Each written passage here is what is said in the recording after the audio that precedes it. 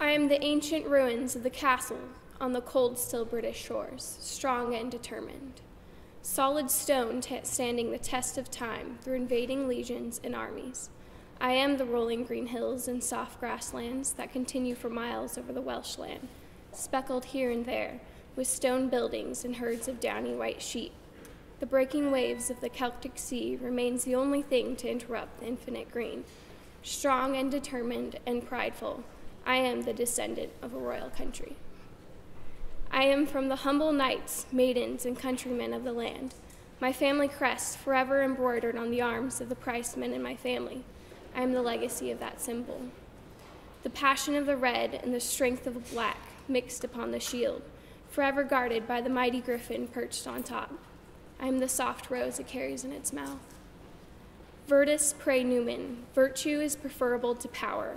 I am these persistent travelers making their way to the American shores.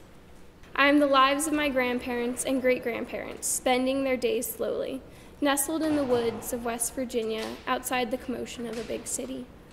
I am the strong iron that runs through the land and seeps into the family well, its strange tinge tickling the nose of my great-grandmother as she wrings the laundry out into a wash bucket and hangs it out to dry in the cool air of the West Virginia hills. I am her hands, kneading dough, folding clothes, canning blackberries, and salting her own pork for winter, and withered from supporting a family and small farm on her own.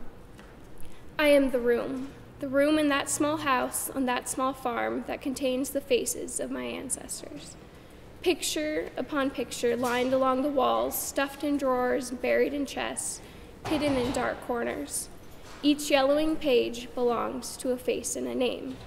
I am the stories my grandfather would tell so reverently of these faces, from the distant aunt that had to raise a family of 12 when her parents died, to an even more relative whose story I can't remember, just the yellowing face on the cracked glass.